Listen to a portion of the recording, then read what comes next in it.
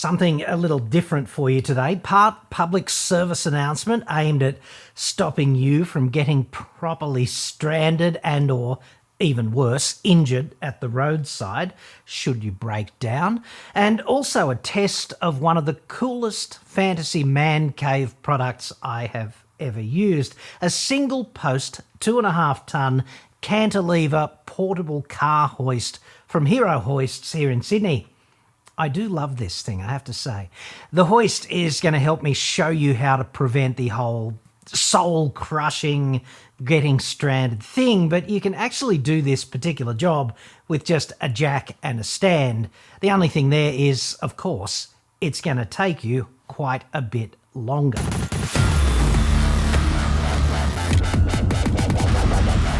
I'm John Cadogan from AutoExpert.com.au. New cars, cheap as usual, but obviously Australia only website. God. Okay, so we'll get into the whole hoist thing in just a sec, but imagine you are driving along in the boonies with not a care in the world. The banjo lessons are in full swing all around. You can feel it in the air. Every time you drive through some quaint outback hamlet, it's mullets and flannelette as far as the eye can see. And that's just the chicks. Unfortunately, though, you get a flat tyre out in the middle of nowhere, and out comes the fairly shitty factory jack. You crack the wheel nuts with the equally shitty factory lug wrench. The car reluctantly defies gravity and goes up. The spare comes out, provided you're not, driving an electric car. But you can't get the freaking wheel off, dude, because the rim is stuck to the boss on the end of the axle flange. Because corrosion is such an insidious bastard, especially since it got married to Murphy. I do hate that. And it happens all the time, the stuck wheel thing. Just ask anyone who works in a tyre shop. How you fix this in just a sec. This report is sponsored by NordVPN. Get 4 extra months of Nord free now at nordvpn.com/AEJC. Cyber threats are very real and we're all exposed to them every day. But you do not have to be the next victim. You just need countermeasures, and that's what NordVPN does in the background. I don't need to understand it, neither do you.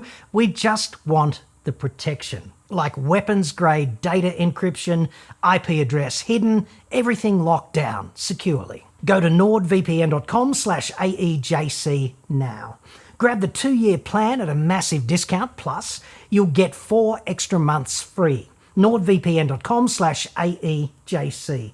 Link in the description. You just subscribe, then you download the app and you connect. One click, your IP address is shielded, your online traffic is masked with NSA-level encryption across as many as 6 of your devices. Nord is, of course, the fastest VPN on the planet.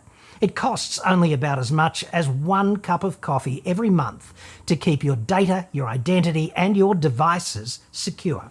Your location will be masked, and this means you'll be able to access streaming and other services that might be geo-blocked where you live. Plus, you can continue to watch your favourite content when you travel. You might even be able to score great deals on travel and accommodation that are not available to you normally at home. That kind of thing happens all the time. Go to nordvpn.com/AEJC now. Boost your security and enjoy that discount plus those extra 4 months of free subscription time. It's totally risk-free with Nord's 30-day money-back guarantee. That's nordvpn.com/AEJC. Link in the description. And thanks to Nord for sponsoring the channel and for helping to make more content like this possible. Okay, so you're in this situation. The wheel is stuck on the car, in the boonies. The banjos are closing in. It's a deleted scene from Deliverance 2.0. This would be a comparatively easy fix. Up on a hoist in a tyre shop, just get a block of wood and a hammer, hit the inside of the rim and the job is done. They do this all the time. It's not so easy in the shadow of Red Bush Mountain though, is it? You're usually not carrying the right hammer and probably don't have a block of wood either, although you could certainly improvise that. But the car's not going to be that stable because the factory jack is always built down to the absolute flimsiest minimum shitty standard. And the environment with a flat tyre, it's never going to be perfect, is it? You're not going to be on a billiard table, right? It's definitely not safe to get under the car when it is jacked up like that, is my point. And even if you pull too hard on the rim from the outside or kick it or hit it, whatever, the car could easily come off the world's most crap jack. This problem is even more common today than previously. A, because there are just more alloy wheels out there on the road today. And of course, aluminium and steel react corrosively, like galvanically. And B, 12-month service intervals, while they are grand, they also mean that it might be a year or something since the wheels last came off your car. And that is a hell of a long time for an alloy wheel and a steel flange to get wet and hot together, so to speak. So it's preemptive action time, dude, and a good opportunity for me to showcase the new toy. This is a single post 2.5-ton service hoist from Hero Hoists in Sydney. It is completely portable in the context that you can roll it around basically anywhere on a flat surface. Hero Hoists also does 2 posters and 4 posters, even tandem 4 posters, even 4 posters that you can roll around on giant casters. And 4 posters are, of course, fantastic. If you've got sufficient headroom in your shop, you can park double the number of cars, right? You get a daily driver below with a race car or a project car upstairs, and you haven't had to build any extra accommodation. So that's kind of nice. They also do scissor lifts and all kinds of cool stuff like that. Herohoists.com.au. This single poster is quite novel to me, however. It's kind of like if a pallet jack and the Terminator had a baby. It'll lift from about 100 above the deck to 1760. So it is the full walk underneath hoist deal. It's cantilevered, certainly, but today I'm only going about sternum height because that's just the best working height for this particular job. And you can roll this hoist around anywhere, right, with pallet jack-like mobility.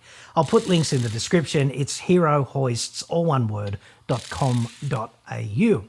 These things are deployed all around the world too. You see them in America and Europe. They're very safe and they carry Australian, German TUV and Euro certification.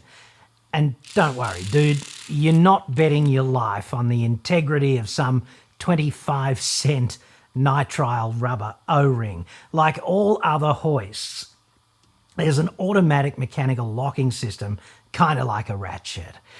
If there's a hydraulic failure, you don't end up squashed, in other words, because that's not much fun. This is why they've got 3 control buttons, right? Green for up, pretty obviously, blue for down, and black for please lower me onto the closest safety stop.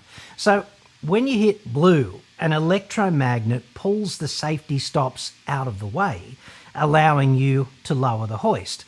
And this means it's fail-safe, right? If anything fails, the stops are already in place, so you don't get squashed. If an O-ring fails, you don't get squashed. If a hose bursts, you don't get squashed. If the power fails, you don't get squashed. I guess if there's an earthquake or a nuclear strike, you probably do get squashed, but at least you won't be alone. When a hoist such as this arrives at your fat cave, it is knocked down and flat packed in a steel frame. They crane it off the truck, so it's a proper men's Meccano assembly exercise. All the critical components, like the main column with the ram, they come pre-assembled. Your mission, therefore, is to join the sub-assemblies together. These have been designed so that it's actually very hard to get wrong. You'd have to be a proper idiot, like a politician or the CEO of a major lobby group, to be quite that mechanically inept. However, there are some pretty hefty bits. Obviously, the true blue Australian way to do this would be to invite the chaps over for a barbecue and eat, I don't know, a dead cow and get about 20 long necks on board each. Stand around grunting in your stubbies and thongs until someone loses a toe again. Now, because as a courtesy, I would never actually be mates with anybody who would agree to have me as a mate, #Groucho, I elected to fly solo on this whole big boys assembly exercise. And this was, I have to admit, kind of fun as well as a challenge. I did, however, reserve the dead cow and refreshments until after the project was complete. I'm just absolutely no fun like that.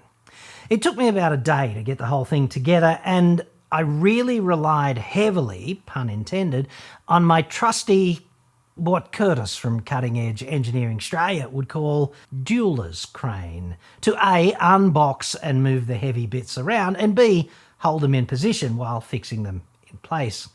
Actually, it's all very well thought out. Manufacturing quality, pretty slick. No complaints there. It's got nice welding, laser cut, you get excellent alignment of the parts, and you don't need any special tools. If you've got a metric half-inch drive socket set, standard wrenches, screwdrivers, Allen keys, pliers, kind of thing, you're more or less good to get cracking. There's just one thing, right?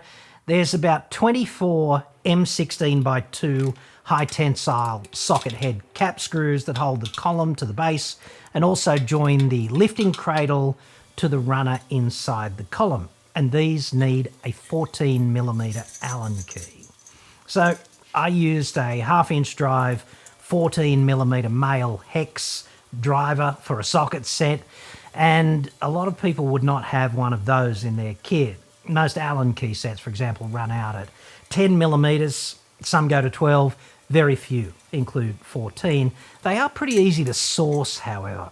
There did not seem to be a torque spec for those fasteners in the manual either, but I used Ajax's recommendation for M16 class 8.8 high tensile fasteners, which is 190 Newton meters.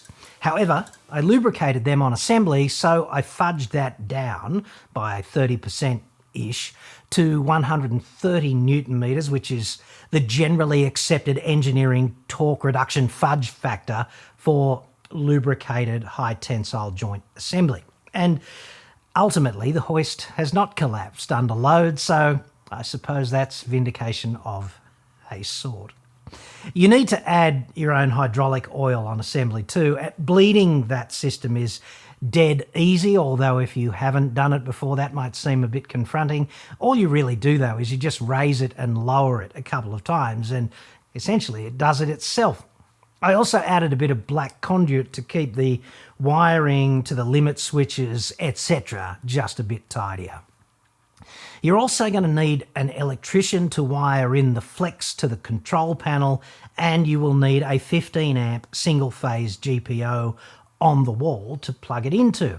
And that probably means running a separate circuit to that switch, but you can also use that outlet for a serious compressor or a welder, just not all three at the same time. Hero Hoists is run by a dude named Rowan Steele. He's a good bloke, knows the product, and he's extremely helpful. Now, I would argue that not everyone who might use a hoist should trust themselves to put one together. And luckily, Rowan offers an assembly and installation service across the whole range of his products. So if that's all somewhat confronting to you, the DIY bit is optional, and there is certainly an alternative. To DIY this, you are going to have to be comfortable with lifting the heavy bits and not dropping them, preferably also not crushing yourself. You'll have to put the parts together so that they don't fall apart in use, importantly. This involves basic fitting plus assembling things like hydraulic fittings and wiring in limit switches, etc., all reliably into the correct numbered terminals inside the master control panel. Like I said, it took me about a day all up, but I did measure twice and only cut once, right? If I had to do a second one, I suppose it would all be over before lunchtime, because the first one of anything is always such a voyage into the unknown, right? So once yours is operational, a couple of things you really should bear in mind. When you push one of these big things towards your car for the very first time, remember that it weighs 775 kilos. It actually rolls very easily, but it has considerable momentum. So approach the car slowly would be my advice.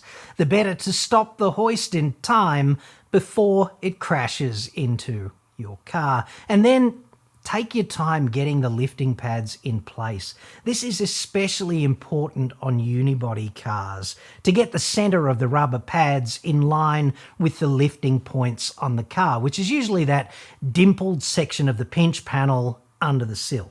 Whenever I put a car on a hoist, anywhere, anytime, I raise it up about 3 inches in the air and then I give it a good shove side to side. Because, if I'm going to be dropping it, I want it to fall 3 inches onto the floor and not 6 feet onto a person. I'm kind of funny like that. Then, if it seems solid at an altitude of 3 inches, I guess we're ready to fly. The single poster comes with operating buttons on the column, plus a wired-in remote control, which allows you to walk around and double-check the clearances, etc., as you lift, which is a pretty handy feature. The hoist comes with standard screw-up lifting pads, plus 2 sets of additional risers for those pads. The risers give you clearance between the underbody of the car and the main transverse cantilever lifting arm of the hoist. You need to make sure that you are not going to crush your exhaust or bend the tail shaft or underbody, this or that kind of thing. The risers are good for establishing that required clearance. And there is quite a bit of finessing of the position of the hoist relative to the car, and also the swing out and extendable arms before they are in the Goldilocks lifting zone. And I guess this is the price you pay for all of that portability. Also, if you are using this in your home garage, make sure the concrete floor is up to withstanding the bearing stress.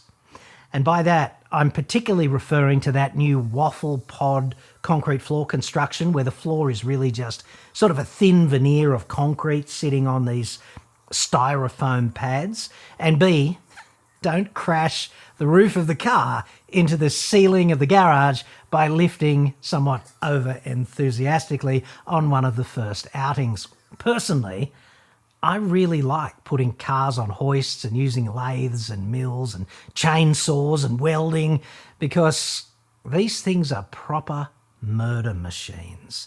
They actively want to kill you. I suppose at their most benign, they are entirely indifferent to killing you. So you have to be accountable, dude. You have to stop them from doing that. It's not that hard, but hey, just don't get it wrong even once. You have to be a proper grown-up about jobs such as this. Mind on the job, put the phone down, stop thinking about boobies, however momentarily.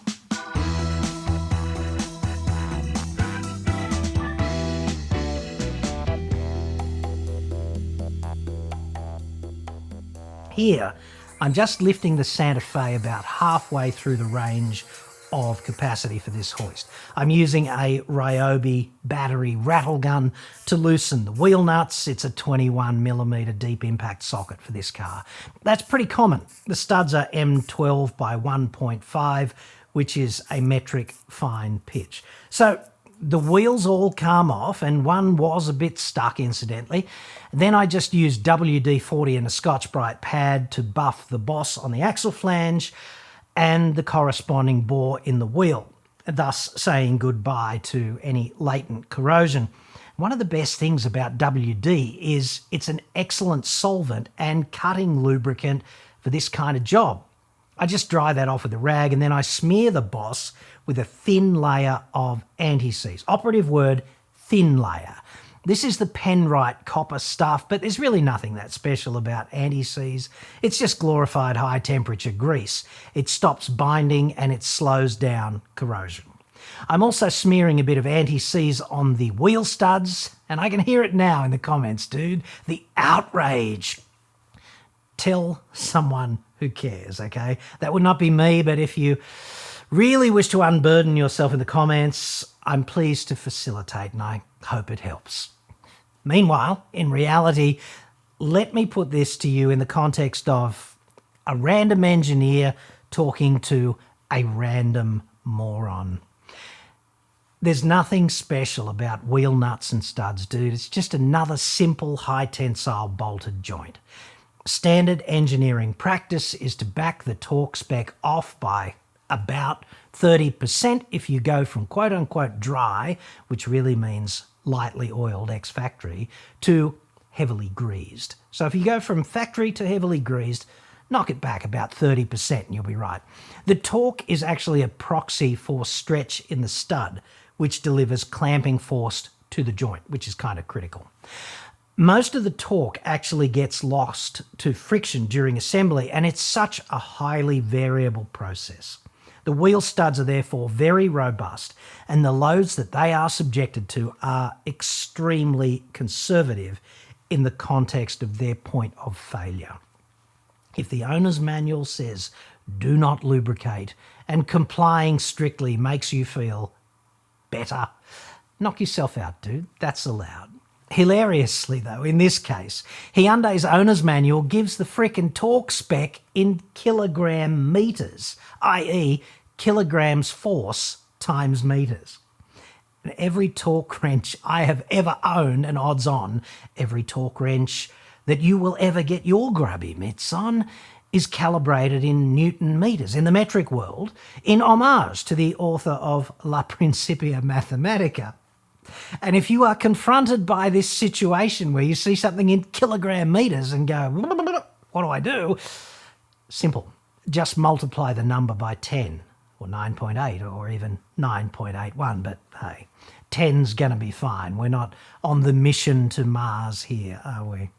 So the range in the manual is 11 to 13 kilogram meters, which equals roughly 110 to 130 Newton meters. So the way I look at this, if 130 is okay, lightly oiled ex-factory, I'm going with 110 with a thin smear of anti-seize on board.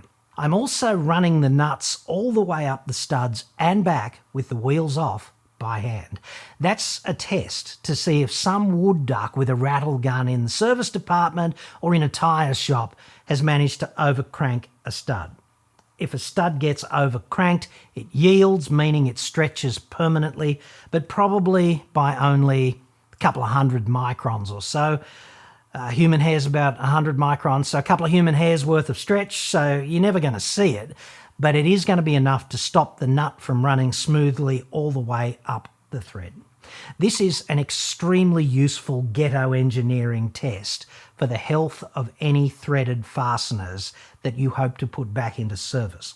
The torque spec is designed to deliver indefinite longevity for the fasteners and essentially unlimited disassembly and reassembly capability. And thankfully, all of these passed my little ghetto engineering test, but if you do this and any fail, they're going to need replacing. When you put the wheels back on, just get a picture in your head of the stud orientation up there on the car and index the wheel around to that before you lift. Don't lift the wheel and then figure out how you need to spin it to get it on, because that's just too hard, right? Especially if you're doing it all day. I always use a standard socket on an extension, kind of like a screwdriver, I guess, certainly as a nut driver, to get the nuts started. You should never start them off for reassembly using a rattle gun, because before too long you're going to cross thread one and then it's going to be a throwaway, which is just a total pain in the ass. I do use the battery rattle gun set on 1, the lightest setting, just to get all the nuts basically seated. But I'm going to torque them all down using a torque wrench when the car goes back on the ground. And when you do that, you got to do it in a star pattern. If you number the studs around in a circle consecutively, the tightening sequence for 5 studs is going to be 1, 3, 5, 2, 4, or I suppose 14253, depending on which way you go around. And for 6 studs, it's going to be 142536 or 146352. That's important because it prevents the brake discs from warping during that assembly, which can lead to them wearing unevenly. It's called disc thickness variation, which you don't want to cause. And I always go around twice in that star pattern with the torque wrench. The second go around is just to confirm that I didn't overlook any the first time because, you know, thinking about boobies, always such a risk. While the car was on the hoist, before torquing the nuts, and I know we are zipping backwards and forwards in time here, but anyway, I raised it all the way up to do just a quick visual health check. That's always kind of nice. Anytime you're under the car, on the floor of the garage with jack stands, whatever, you should do this. And I'm really just looking for anything that doesn't look right, like oil leaks or stains from leaky fluids that have dried away subsequently, any mechanical damage, missing fasteners, perished hoses, stuff like that. Anything that doesn't look right, you should identify that because picking it up early is always better than just having some frickin' catastrophic failure out there on the road.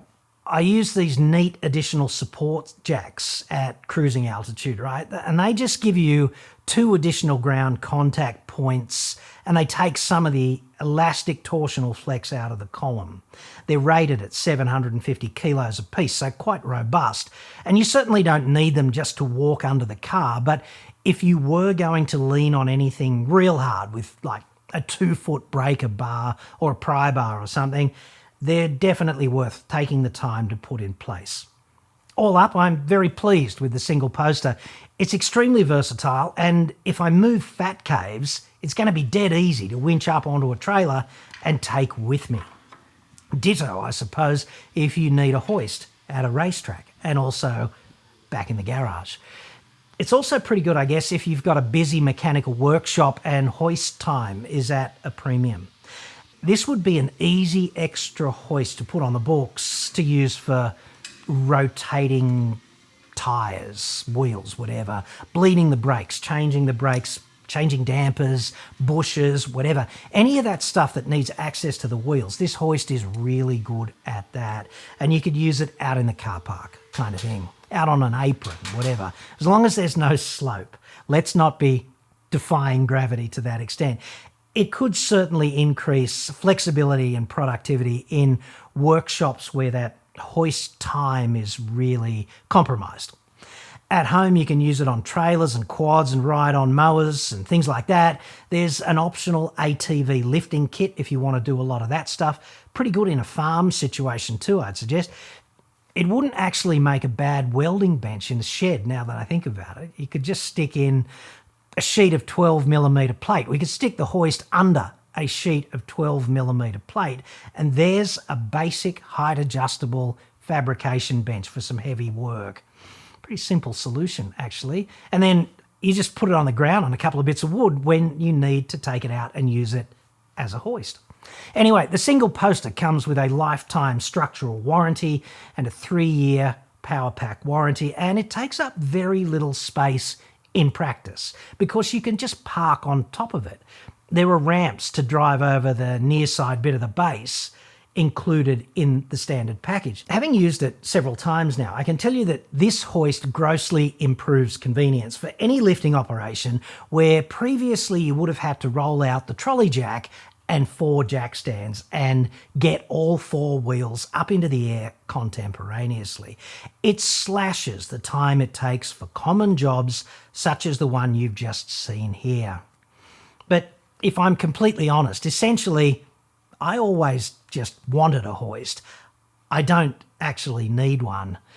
And I suppose that's how a hottie feels when she procures a Dior handbag. And yeah, I knew it would be only minutes before sitting before you proudly thinking about boobies once again in a somewhat safe environment. It's like clockwork, dude. And I suppose that's a good test too, a ghetto engineering hack to tell that you're not dead yet. Yes. herohoists.com.au for more. Of course, I'll put a link in the description.